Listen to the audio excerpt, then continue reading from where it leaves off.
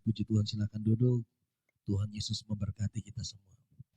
Bapak Ibu Saudara-saudara, kita akan merenungkan firman Tuhan dari Kejadian pasal 1 ayatnya yang pertama. Kejadian pasal 1 ayatnya yang pertama. Ini kisah tentang Tuhan, bagaimana pemikiran Tuhan tentang manusia sebelum Dia menciptakan manusia. Ya, Kejadian 1 ayat 1. Allah menciptakan langit dan bumi serta isinya. Firman Tuhan berkata, Kejadian 1 ayat 1, pada mulanya Allah menjadikan langit dan bumi. Ya. Bapak Ibu Saudara-saudara, ini firman Tuhan yang luar biasa. Ketika Tuhan memproklamirkan planning dan rencana Tuhan untuk menjadikan langit dan bumi. Dan tujuan Tuhan menciptakan langit dan bumi, Dia mempersiapkan segala sesuatu, tujuannya supaya ketika manusia ada, manusia menikmatinya. Amin. Manusia menikmatinya. Nah, Bapak Ibu Saudara-saudara, ketika Tuhan menciptakan langit dan bumi, ya, segala sesuatu dijadikan sampai hari ke-6 baru Tuhan menjadikan manusia. Artinya bahwa planning Tuhan benar-benar sempurna buat manusia. Rencana Tuhan benar-benar sempurna bagi manusia. Bukan hanya masalah roh saja, tetapi masalah kehidupan setiap harinya. Rencana Tuhan itu terlalu sangat matang buat manusia. Dia menyediakan segala sesuatunya bagi manusia. Tujuannya supaya apa? Saudara dan saya tidak menderita. Ya. Maka dia persiapkan segala sesuatu. Nah, Bapak Ibu Saudara-saudara, ketika Tuhan menyediakan semuanya itu, tujuannya adalah hanya untuk manusia. Langit ada untuk manusia. Bumi ada untuk manusia. Bahkan segala sesuatu yang ada di surga, tujuannya hanya untuk manusia. Kenapa? Karena manusia adalah ciptaan Tuhan yang paling berbeda. Saudara dan saya adalah ciptaan Tuhan, makhluk ciptaan Tuhan yang paling spesial di mata Tuhan, paling berbeda di mata Tuhan, karena Dia ciptakan kita bukan setara dengan malaikat, tetapi lebih daripada itu, Dia ciptakan suatu makhluk yang Dia angkat, Dia desain menjadi anak kepunyaannya satu-satunya, Bapak Ibu Saudara-saudara. Anak kepunyaannya. Saudara dan saya diciptakan, didesain Tuhan sebagai ahli waris kerajaan Allah, anak kepunyaan Tuhan, milik pusaka Tuhan, satu-satunya yang Tuhan punya. Ya, jelek-jelek begini, ini punya Papa di surga. Amin. Ya, kurang-kurang begini, ini punya siapa? Bapa di surga. Dan Tuhan hanya punya makhluk ciptaannya yang bagi Dia milik pusaka satu-satunya, yaitu hanya manusia. Loh, kok ada malaikat? Itu bukan milik pusaka Tuhan, bukan. Malaikat itu pesuruhnya Tuhan. Malaikat itu pelayannya Tuhan. Saudara dan saya adalah milik pusaka harta kesayangan Tuhan. Satu-satunya yang Tuhan punya dan gak ada yang lain.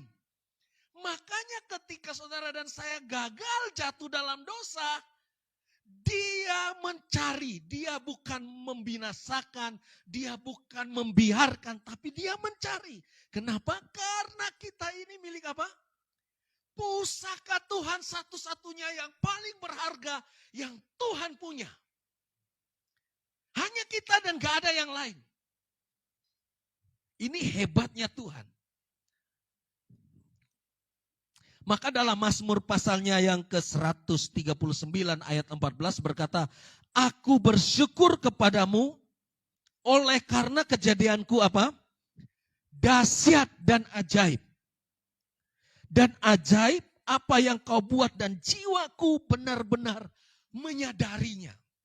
Kalau kita sadar ini, aku ada sampai hari ini, aku bisa diizinkan Tuhan di dalam dunia sampai hari ini. Karena aku itu pusakanya Tuhan satu-satunya. Apa sih harta paling berharga dalam hidup kita? Yang kita punya, yang paling kita banggakan. Ya. Anak. Kalau yang punya anak, yang udah berkeluarga punya anak, pasti yang paling berharga itu anak, betul? Dan serusak apapun dia, sejahat, sebengis apapun dia, tetap kita nggak bisa pungkiri dia satu-satunya yang paling berharga. Kita bisa lakukan apapun demi dan hanya untuk dia.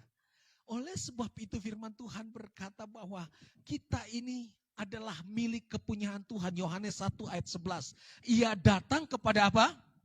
Milik kepunyaannya. Tetapi orang-orang milik pusakanya, milik kepunyaannya tidak menerima dia. Siapa milik pusakanya, milik kepunyaannya? Saudara dan saya. Itu hebatnya saudara dan saya. Kita didesain begitu rupa. Sampai Tuhan rela tinggalkan segalanya. Dia rela tinggalkan surga.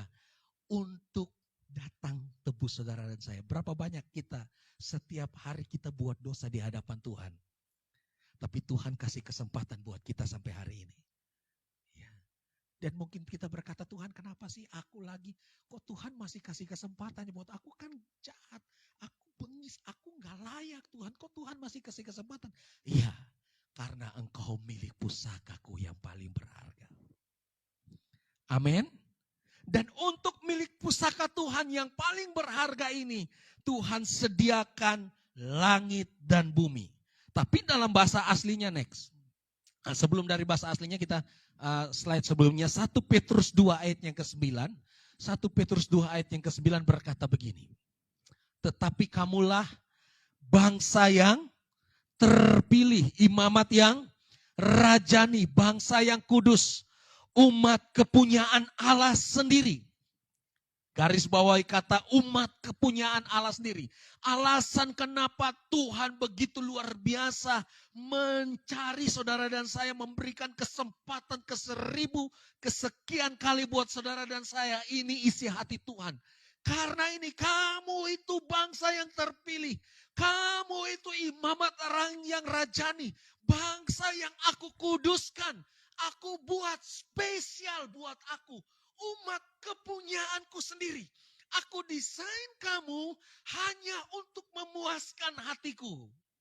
Malaikat tidak bisa memenuhi kepuasan batinku, hatiku. Hanya kamu. Karena itu kamu adalah umat kepunyaanku sendiri. Supaya kamu pergi dan memberitakan perbuatan-perbuatan yang besar dari dia. Dan untuk umat kepunyaan Tuhan, milik pusaka Tuhan yang luar biasa ini.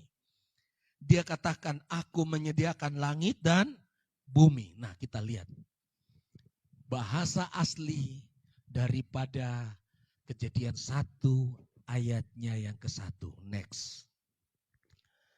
Nah, pada mulanya Allah menciptakan langit dan bumi. Beresit, kalau bahasa Ibrani itu dia sama seperti bahasa Arab. Bacanya dari kanan ke kiri.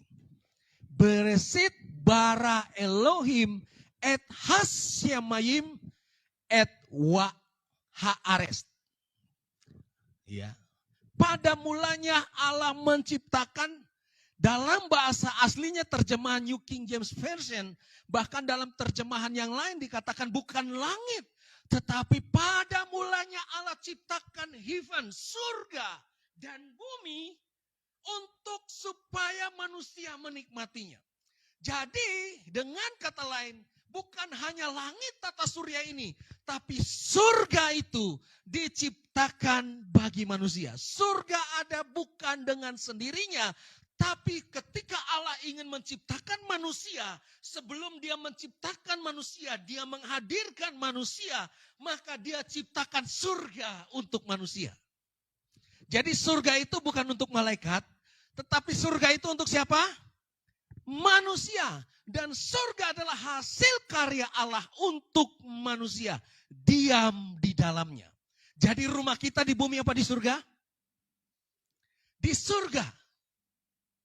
Tujuan surga itu ada. Karena aku mau ciptakan yang namanya manusia. Rumahmu di surga, makanya Yesus katakan ketika dia mau pulang kembali ke surga, terangkat ke surga, aku pergi, dia katakan. Untuk menyediakan apa? Tempat bagimu di mana? Di surga, di rumah Bapakku banyak tempat tinggal. Surga ada bukan untuk malaikat, surga diciptakan untuk manusia. Oleh sebab itu, kita harus pulang kembali ke surga. Tempatmu bukan neraka. Tempatmu bukan neraka. Tempatmu bukan di dalam kerajaan maut. Tetapi tempatmu ada di surga. Oleh sebab itu, surga menjadi tidak ada apa-apanya tanpa saudara dan saya ada di dalamnya. Surga menjadi nothing tanpa kehadiran kita di sana. Itu sebabnya Tuhan habis-habisan memberikan, dia pertaruhkan semuanya supaya kita harus kembali ke sana. Haleluya. Haleluya. Bilang samping kiri kanan, engkau harus kembali ke surga. Rumahmu di surga. Haleluya. Maka fokus kita adalah surga. Kembali ke rumah Bapa. Di sini kita hanya numpang, kata Paulus. Di sini kita hanya apa? Numpang. Dia sebentar lagi datang dan membawa kita kembali ke surga. Maka segala sesuatu dalam hidup kita, dengar, bersumber dari surga. Alkitab katakan, Yesus katakan, carilah dahulu kerajaan Allah dan kebenarannya. Surga berbicara tentang kerajaan Allah, surga berbicara tentang kebenaran. Surga bukan bicara tentang makan minum. Carilah dahulu kerajaan Allah dan kebenarannya, maka bumi akan ditambahkan kepadamu. Surga adalah tempat spesialmu, di mana Tuhan desain surga hanya untuk manusia. Dan kita harus kembali ke rumah Bapa. Haleluya. Surga menjadi kosong dan tidak ada apa-apanya tanpa kehadiran saudara dan saya. Seperti seorang bapak yang mempersiapkan rumah buat masa depan anaknya. Bayangkan, begitu anaknya besar, tiba-tiba penyakit, sakit penyakit, meninggal. Maka apa yang bapaknya bangun menjadi sia-sia. Tuhan gak mau itu terjadi. Maka dia pertaruhkan semuanya buat saudara dan saya. Haleluya. Haleluya. Bangga menjadi manusia. Bangga menjadi manusia. Harus bangga. Bangga menjadi diri kita sendiri hari ini. Bangga menjadi orang pilihan Tuhan hari ini. Haleluya. Coba lihat samping kiri kananmu. Itu milik pusaka Tuhan loh. Haleluya. Itu milik pusaka istrimu. Itu milik pusaka Tuhan.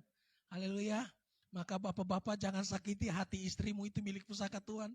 Sekali dia nangis di hadapan Tuhan, habis hidupmu. Ya, amin. Loh, saya selalu bilang begini. Suami itu presiden.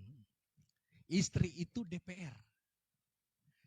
Presiden gak bisa jalankan undang-undang kalau DPR gak putuskan tuh undang-undang, betul? Jadi bapak-bapak kalau mau hidupmu diberkati, dengar. You minta berkat sama Tuhan, Tuhan tanya istrimu gimana? Gue berkati gak dia? Tapi kalau istri bilang sakit Tuhan.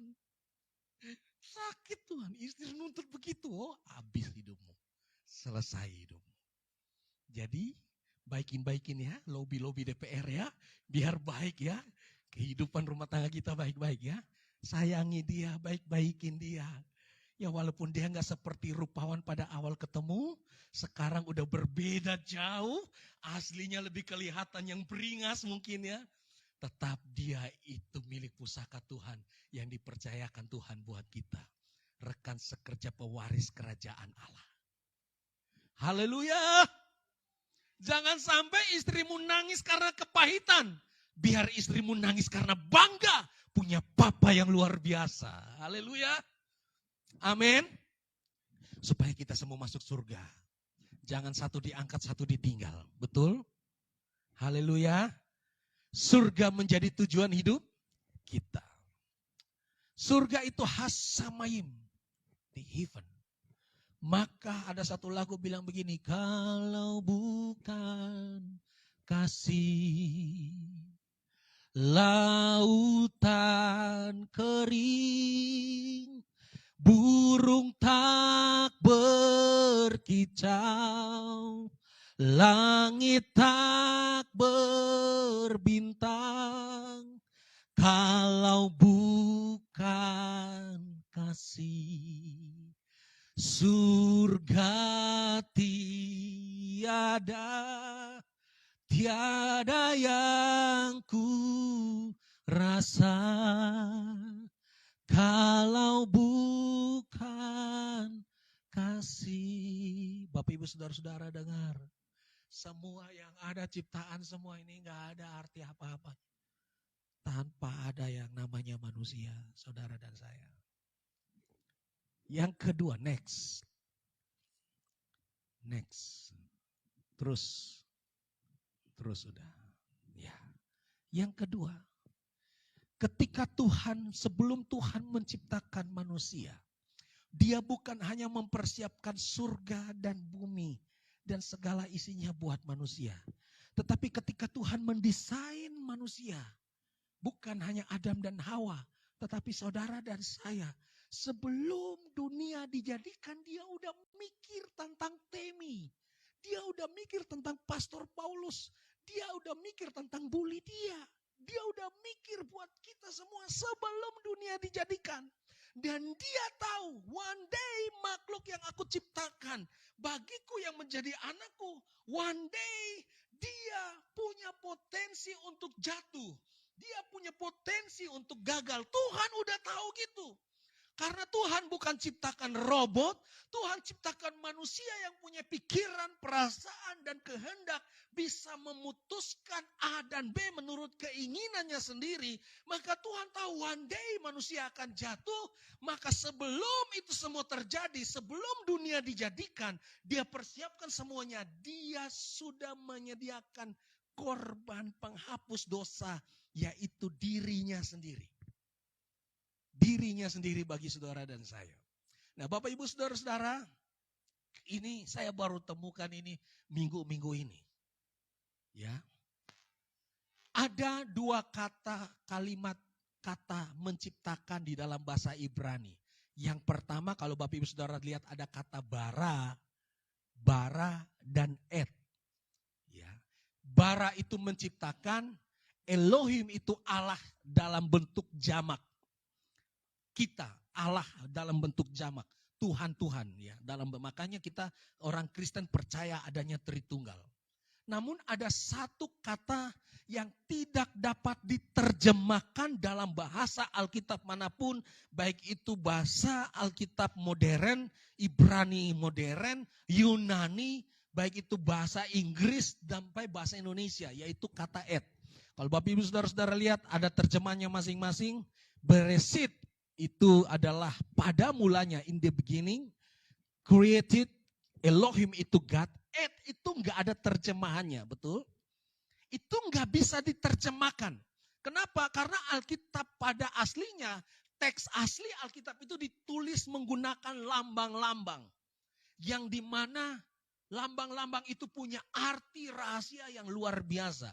Nah, kata Elohim itu adalah Allah dalam artian banyak jumlahnya. Ya. Tapi kata et itu enggak ada artinya. Enggak bisa ditemukan artinya. Tetapi ini hebatnya Alkitab. Next. Kata et, kita bahas tentang kata et.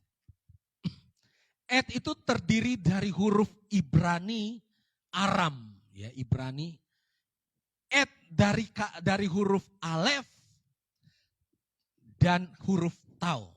Ya, alef itu yang kayak silang X gitu, tau itu model kayak N. Ya, ternyata alef itu adalah huruf pertama dari abjad Ibrani dan tau itu adalah huruf terakhir dari abjad Ibrani. Kalau dikonvers ke bahasa Yunani, alfabet Yunani, maka alef itu adalah disamakan dengan alfa dan tau itu adalah omega. Jadi Elohim et dibaca menjadi begini. Pada mulanya Elohim alfa dan omega. Siapa itu alfa dan omega? Yesus. Elohim Alef Tau atau Elohim Alfa dan Omega. Elohim Alfa dan Omega menciptakan langit dan bumi. Maka dalam Kejadian Yesus turut hadir di sana sebagai Alef dan Tau atau Alfa dan Omega. Dia juga hadir untuk memutuskan menciptakan langit dan bumi. Dialah Alfa dan Omega. Next. Nah, ini huruf Ibraninya. Alef itu huruf pertama. Yang awal. Tau itu huruf yang akhir. Kalau di bahasa Yunani, Alef itu adalah alfa yang pertama. Dan Tau itu adalah omega yang akhir. Kalau bahasa Indonesia, A itu abjad pertama, Z abjad terakhir. Alfa dan omega. Dalam Yesaya pun berkata begini. Tuhan berbicara begini. Beginilah firman Tuhan Raja Penebus Israel. Tuhan semesta alam. Akulah yang terdahulu. Akulah Alef itu. Atau dalam bahasa Yunani, akulah alfa itu dan akulah yang terkemudian, akulah Tau itu. Tau yang mana? Yang ketika pada mulanya aku bersama-sama dengan Elohim menciptakan langit dan bumi. Dan tidak ada Allah selain daripadaku. Akulah Alef dan Tau itu. Yesus, dia hadir di sana. Jadi di perjanjian lama sebenarnya orang pikir begini. Masa sih di perjanjian ada kata Yesus? Ada. Dialah alfa dan omega. Next. Wahyu 1 ayat 8. Sebelumnya. Wahyu 1 ayat 8 dia berkata begini. Ini dalam bahasa Yunaninya. Akulah apa? Tadi Ibraninya dia bilang akulah Alef dan Tau. Di dalam bahasa Yunaninya Yesus berkata begini dalam penglihatan Yohanes. Dia berkata begini. Akulah Alfa dan Omega. Firman Tuhan Allah. Siapa itu firman Tuhan Allah? Firman itu siapa? Yesus. Yang ada dan yang sudah ada dan yang akan datang. Yang ada kapan? Sebelum dunia dijadikan aku sudah ada. Aku turut mendesain hidupmu. Aku yang akan datang dan yang maha kuasa. Dalam Yohanes katakan begini, next. Yohanes katakan siapakah Alfa dan Omega itu? Dia katakan gini, akulah pada mulanya adalah firman. Firman itu bersama-sama dengan siapa? Allah Elohim. Firman itu adalah Alef dan Tau. Akulah yang bersama-sama dengan Elohim. Dan firman itu adalah Elohim itu sendiri. Pada mulanya bersama-sama dengan Allah. Segala sesuatu dijadikan oleh siapa? Oleh firman itu. Alfa dan Omega. Dan tanpa dia tidak ada satupun yang telah jadi dari segala yang telah dijadikan. Bapak Ibu Saudara-saudara, saya mau katakan begini. Sebelum dia ciptakan manusia, Yesus hadir di sana. Bersama-sama dengan Elohim. Dia hadir di sana. Dia hadir sebagai orang pribadi Allah, pribadi yang siap mengorbankan dirinya di kayu salib. Sebelum dunia dijadikan, dia sudah mempersiapkan dirinya buat saudara dan saya. Nah Bapak Ibu Saudara-saudara perlu kita ketahui, ketika Allah katakan begini, baiklah kita menjadikan manusia menurut rupa dan gambar kita. Kata manusia itu bukan hanya Adam dan Hawa. Dengar, kata manusia itu bukan hanya Adam dan Hawa. Tetapi saudara dan saya, sebelum dunia dijadikan, dia sudah memikirkannya. Bukan saja Adam dan Hawa, tetapi saudara dan saya. Mau lihat firman Tuhan, mari kita lihat dalam Efesus. Efesus pasalnya yang ke-1 ayat yang ke-4. Nggak ada di situ. Coba baca Efesus 1 ayat yang ke-4. Nggak ada. Nanti next, tahan dulu di situ. Efesus 1 ayat yang ke-4. Efesus 1 ayat yang ke-4. Siapa yang bisa baca? Udah ketemu?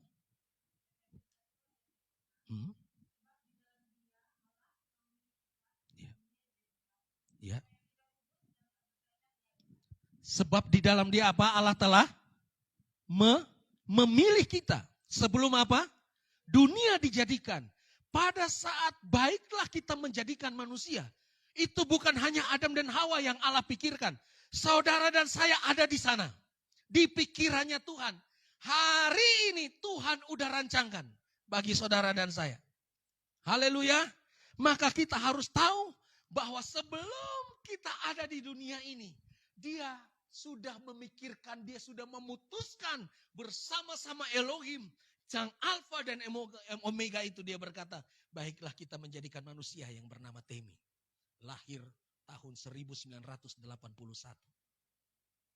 Lahir dari papa, mama yang seperti begini. Akan besar dan akan melayani Tuhan.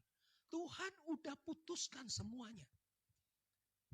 Tuhan udah rancangkan hidup kita sebelum dunia dijadikan.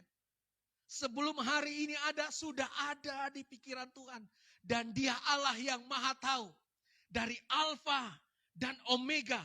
Artinya awal hidupmu, permulaan hidupmu sampai akhir hidupmu. Tuhan sudah tahu. Tuhan sudah tahu. Sebelum dunia dijadikan, Dia sudah mengetahui semuanya. Maka hebat hidupmu. Luar biasa hidupmu. Next. Nah, sebelum manusia jatuh dalam dosa, terus Dia sudah mendesain manusia begitu luar biasa. Dan Dia sudah mempersiapkan korban bakaran itu. Korban penghapus dosa itu. Sebelum dunia ada. Ya. Tadi kita lihat. Tadi lambang-lambang dari huruf Ibrani ya. Next. Nah. Alef itu lambangnya adalah kepala lembu. Paling atas tuh, kepala lembu. Sebelah kiri. Kepala lembu. Alfa dan Omega. Lambangnya adalah apa? Kepala lembu. Ini huruf Alkitab yang asli. Bahasa-bahasa Alkitab yang asli pakai lambang-lambang ini. Ditulis pakai lambang. Nah, tahu itu lambangnya apa? Salib. Jadi, pengorbanan itu Dia sudah sediakan sebelum Dia ciptakan manusia. Lembu, kepala lembu sapi itu berbicara tentang pengorbanan korban penghapus dosa yang akan mati di kayu salib. Tahu itu lambangnya? Salib. Apa itu salib? Salib itu berbicara tentang materai Allah. Materai, tanda materai Allah. Ketika orang Israel lagi di Mesir. Dan Tuhan turunkan 10 tulah dan tulah yang paling terakhir adalah kematian anak-anak sulung. Tuhan bilang begini, perintahkan kepada orang Israel, bunuh domba yang masih muda. Yang tak bercacat, tak bercela dan darahnya ditaruh di atas pintu dengan huruf Tau, salib. Maka ketika malaikat melewati itu dan melihat lambang itu dengan darah itu, yang lambang Tau itu, salib itu. Maka selamatlah keluarga anak-anak sulung dari orang Israel. Maka ketika dengar sebelum kita ada, Dia sudah memateraikan kita dengan materai darahnya. Amin. Darahnya. Lambangnya adalah korban penghapus dosa kepala lembu itu. Lembu sapi itu dan tanda materai Tau itu. Ini berbicara tentang Yesus. Next. Nah, dalam Alkitab Imamat pasal 4 ayat yang ketiga. Jikalau para imam yang diurapi itu berbuat dosa. Aturannya haruslah engkau mempersembahkan kepada Yahweh seekor lembu jantan. Lembu jantan itu apa? Alef. Lembu jantan itu apa? Alef. Alfa dan omega itu sebagai korban penghapus dosa. Itu lambang daripada Yesus Kristus Tuhan. Jadi sebelum itu dia udah persiapkan semuanya. You jatuh, udah ada korban penghapus dosa. You gagal, dia udah ciptakan, dia udah desain hidupmu. Keberhasilan, janji-janjinya dia udah berikan. Next. Nah, ini di Keluaran ya. Huruf salib itu, tanda lambang tahu itu, adalah tanda silang yang berperan penting dalam Paskah orang Yahudi. Ya. Di mana ketika mereka anak sulung mereka diselamatkan dengan lambang tahu itu. Dan dalam penglihatan Yeskiel, dalam pasal yang ke-9 ayat 1 sampai ke-6, Tuhan memerintahkan malaikat-malaikatnya untuk memisahkan orang-orang yang takut akan Tuhan dengan yang tidak takut akan Dia. Dalam perjalanan melalui kota Yerusalem, ibu kota kerajaan Israel kuno, dan menuliskan huruf T. Lambang T, materai itu. Pada dahi orang-orang yang berkeluh kesah karena segala perbuatan-perbuatan keji yang dilakukan di sana. Dalam penglihatan itu Tuhan kemudian menyatakan orang-orang Israel yang ditandai dengan tahu huruf T itu, mereka layak diampuni. Tetapi yang tidak memiliki tanda T, tahu itu, mereka tidak layak untuk diampuni. Sebaliknya mereka dimusnahkan. Hari ini Bapak Ibu Saudara-saudara, lambang itu telah digenapi di dalam kematian Tuhan Yesus. Dialah korban yang tergantung di atas kayu salib sebagai materai. Maka ketika kita angkat perjamuan, inilah tubuhku yang kuserahkan kepadamu, itu bukan main-main. Inilah darahku yang aku curahkan buat kamu, itu bukan main-main. Itu tanda materai Allah. Waktu nanti Tuhan Yesus datang, orang-orang yang memiliki tanda ini yang akan kembali ke surga. Haleluya. Next. Next. Next. Next. Next. Nah, saya mau bahas di sini. Mengapa rancangan penubusan itu sudah dipersiapkan Allah jauh sebelum Ia menciptakan manusia? Yang pertama, karena Dia tahu manusia harta pusakanya satu-satunya. One day akan jatuh dalam dosa. Artinya begini Bapak Ibu Saudara-saudara, sebelum kita jatuh, sebelum kita gagal, Tuhan udah tahu. Sebelum kita alami kerapuhan, kita alami masalah, himpitan, persoalan, Tuhan udah tahu. Dia Allah yang maha tahu.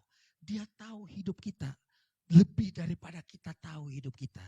Oleh sebab itu Bapak Ibu Saudara-saudara, kita harus menyerahkan hidup kita kepada Tuhan yang maha tahu itu. Dia Allah yang omniscience, Allah yang maha tahu. Dia Allah yang tahu segala-galanya. Bukan hanya hari ini, tapi hari esok kita. Dia sudah tahu sebelum dunia dijadikan. Dia udah tahu semuanya. Dia tahu kapan kita akan menyangkal dia. Sebagaimana dia tahu ketika sebelum Petrus menyangkal dia. Tuhan udah tahu, bahkan Tuhan katakan Petrus, sebelum ayam berkokok 3 kali engkau akan menyangkal aku. Benar atau tidak? Dia udah tahu. Apakah dia tahu pada saat itu? No. Sebelum dunia dijadikan dia udah tahu tentang hidup Petrus. Tapi dia sediakan korban itu. Dia tahu gak Yudas akan mengkhianati dia? Dia tahu. Sebelum kapan? Sebelum dunia dijadikan. Dia udah tahu hidupnya Yudas. Dan dia sediakan korban itu buat Yudas. Pengampunan itu buat Yudas. Tapi Yudas memilih untuk menggantung diri. Maka Bapak Ibu Saudara-saudara, sebelum kita jatuh dalam dosa, sebelum dunia dijadikan, dia udah tahu. Kita mengkhianati dia. Kita buat dia kecewa. Tuhan tahu. Tapi dia udah sediakan segalanya. Pengampunan, korban itu buat saudara dan saya. Bagian kita adalah meresponi panggilan Tuhan. Bagaimana kita menaikkan hati kita kepada Tuhan, kepada Allah yang maha tahu itu. Dan menyerahkan diri kita kepada Tuhan. Dan berkata, Tuhan, aku butuh engkau setiap hari. Engkau tahu kalau aku berdiri. Engkau tahu kalau aku duduk. Ya. Di dalam Mazmur 139, Firman Tuhan berkata begini, untuk pemimpin biduan Mazmur Daud. Tuhan, engkau menyelidiki dan mengenal aku. Kapan itu? Sebelum dunia dijadikan. Tuhan tahu hidup kita hari ini. Bahkan hari esok kita, kekurangan kita Tuhan tahu. Sebelum dunia Tuhan udah kenal kita. Engkau mengetahui kalau aku duduk atau aku berdiri. Engkau mengerti pikiranku dari jauh. Dari kapan? Sebelum aku ada, sebelum dunia dijadikan. Tuhan udah tahu pikiran-pikiran kita. Siasat jelek kita, buruk kita, pikiran jahat kita, Tuhan udah tahu. Engkau memeriksa aku kalau aku berjalan dan berbaring. Segala jalanku kau maklumi. Sebelum lidahku mengeluarkan perkataan. Sesungguhnya semuanya itu apa? Telah kau ketahui ya Tuhan. Dari belakang dan dari depan engkau mengurung aku. Engkau menaruh tanganmu ke atasku. Terlalu ajaib bagiku pengetahuan itu. Terlalu tinggi. Tidak sanggup aku mencapainya. Kemana aku dapat pergi menjauhi rohmu. Kemana aku dapat lari dari hadapanmu. Next. Jikalau aku ke langit, engkau di sana. Jikalau aku menaruh tempat tidurku di dunia orang mati, di situ pun engkau. Engkau adalah Alfa dan Omega. Jikalau aku terbang dengan sayap fajar dan membuat kediamanku di ujung laut, juga di sana tanganmu akan menuntun aku dan tangan kananmu memegang aku. Jika aku berkata biar kegelapan saja melingkupi aku dan terang sekelilingku menjadi malam, maka kegelapan pun tidak menggelapkan bagimu dan malam menjadi terang seperti siang. Kegelapan sama seperti terang. Sebab engkaulah yang membentuk buah pinggangku dan menenun aku dalam kandungan ibuku. Aku bersyukur kepadamu karena kejadianku dahsyat dan ajaib. Ajaib apa yang kau buat dan jiwaku benar-benar menyadarinya. Tulang-tulangku tidak tertunduk bagimu ketika aku dijadikan di tempat yang tersembunyi.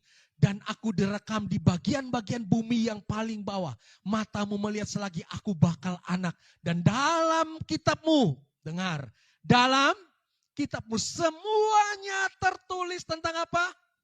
Hari-hari yang apa? Yang akan dibentuk. Kitab kehidupannya Tuhan. Sebelum bumi ada. Nama kita, hari-hari kita. Sampai akhir hidupmu. Sudah ada dalam kitabnya Tuhan. Sebelum itu ada. Dan bagiku betapa sulit pikiranmu ya Allah, betapa besar jumlahnya. Jikalau aku mau menghitungnya lebih banyak daripada pasir. Apabila aku berhenti, masih saja aku bersama-sama dengan engkau. Bapak ibu saudara-saudara, saya mau katakan begini. Tuhan tahu kesusahan hidupmu. Sebelum itu terjadi, dengar. Dia tahu semuanya. Tapi dia katakan begini, jangan engkau khawatir, jangan engkau takut. Aku Bapamu di surga, tahu apa yang engkau butuhkan. Jangan khawatir, kenapa? Dia bukan hanya Allah yang tahu hidupmu, jatuh bangun hidupmu, gagalmu, kehancuranmu. Dia bukan hanya tahu, tapi dia Allah yang menyediakan. Untuk urusan hidup matimu, surga nerakamu dia rela berikan segalanya. Apalagi hanya urusan lipstik, pedicure, medicure, urusan rambut, sampo dan lain sebagainya.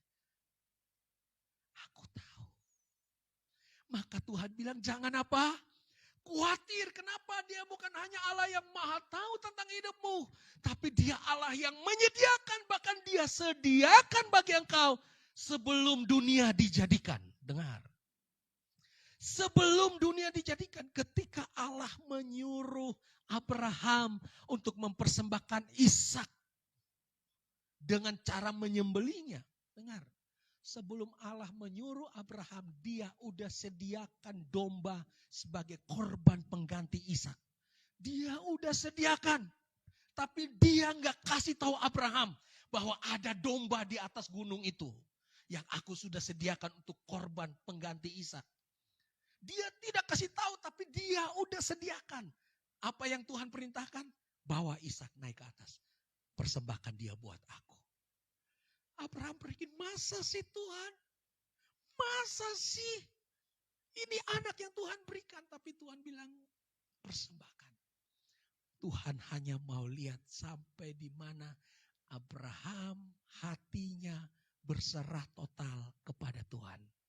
Dengar, kemuliaan Allah adalah merahasiakan segala sesuatu. Saya mau katakan begini, sebelum kita alami masalah, segala sesuatu dalam hidup kita, Tuhan udah tahu dan dia udah sediakan jawabannya. Tuhan udah sediakan jalan keluarnya. Sebelum dunia dijadikan dalam kitab-kitabnya. Tertulis hari-hari tentang hidup kita. Sampai akhir hidup kita, dia udah sediakan segala sesuatu buat saudara dan saya.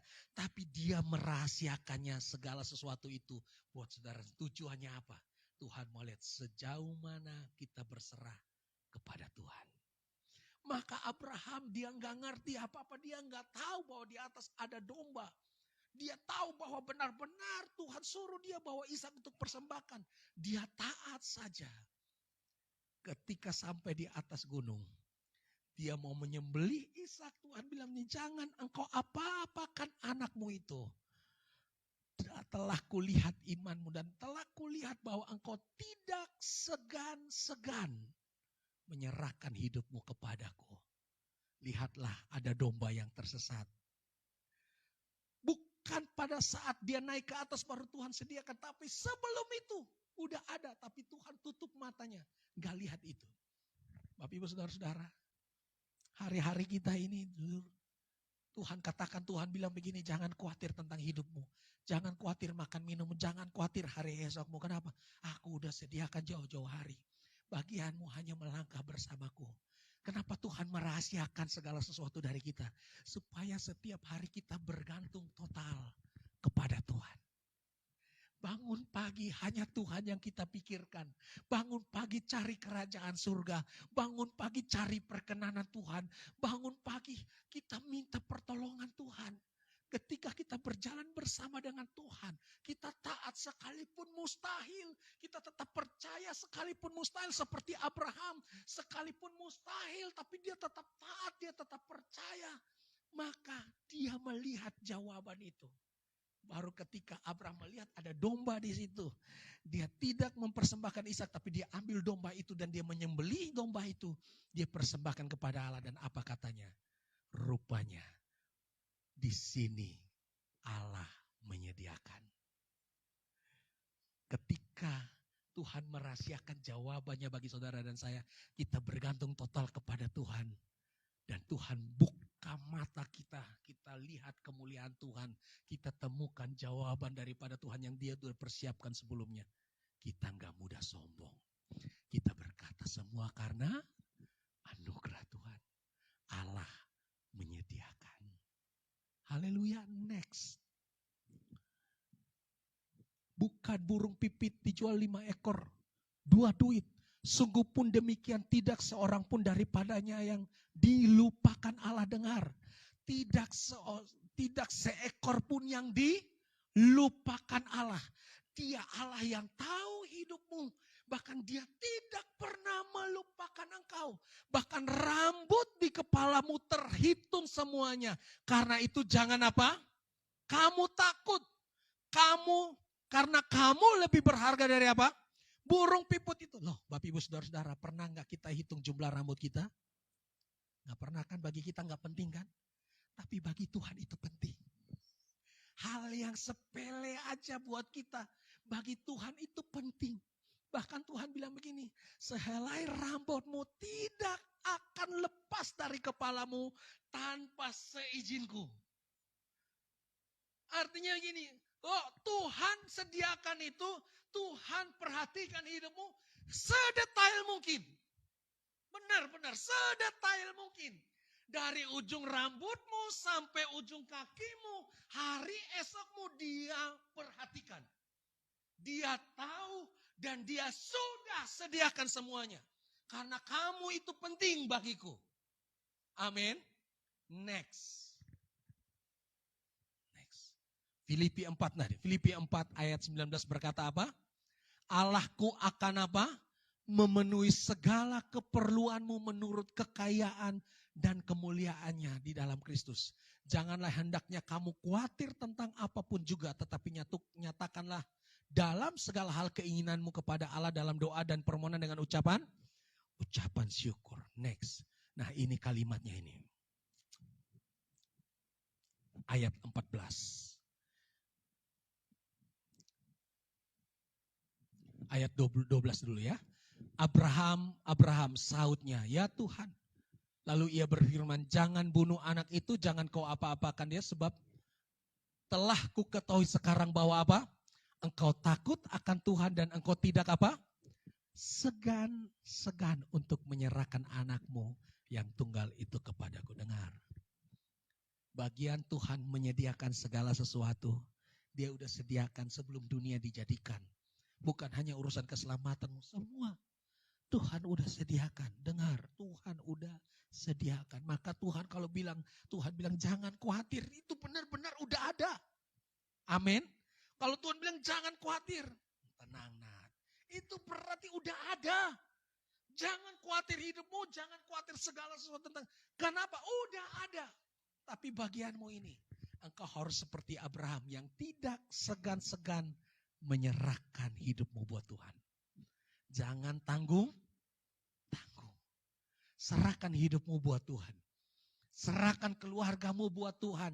Serahkan ekonomimu, serahkan rumah tanggamu buat Tuhan. Percayakan biar Tuhan yang berdaulat, Tuhan yang atur. Anak-anakmu semuanya persembahkan buat Tuhan. Jangan yang jelek-jelek kasih buat Tuhan. Yang terbaik buat Tuhan. Amin. Keluargamu semua totalitas ini punya Tuhan. Jangan segan-segan. Jangan hitung-hitungan dengan Tuhan. Apapun dalam hidupmu, pastikan bahwa itu milik pusaka Tuhan. Maka dia berdaulat. Hari ini boleh biasa-biasa, lihat perbedaannya nanti. Tuhan bekerja dengan caranya yang ajaib dalam hidup saudara dan saya. Apapun itu, kalau kita nggak segan-segan dengan Tuhan, kita nggak hitung-hitungan, kita pertaruhkan segalanya buat Tuhan. Seperti Abraham, dia pertaruhkan semuanya buat Tuhan. Yang penting Tuhan senang, sekalipun dia kehilangan, yang penting Tuhan senang. Lalu berlaku hukum, Allah menyediakan. Yehova Jireh, itu berlaku dalam hidup saudara dan saya. Mau alami Yehova Jireh, jangan segan-segan dalam hidupmu. Jangan khawatir, Tuhan udah tahu. Dan Tuhan udah sediakan. Bagian kita berjalan bersama Tuhan. Bergantung total kepada Tuhan. Dan jangan segan-segan memberikan hidup kita kepada Tuhan. Tuhan Yesus memberkati kita semua. Selamat berjuang dalam hidup kita masing-masing. Dan pastikan kita jadi pemenang dalam hidup kita. Amin. Haleluya. Saya undang pemain musik. Saya undang singers, kita mau nyanyi sebuah lagu.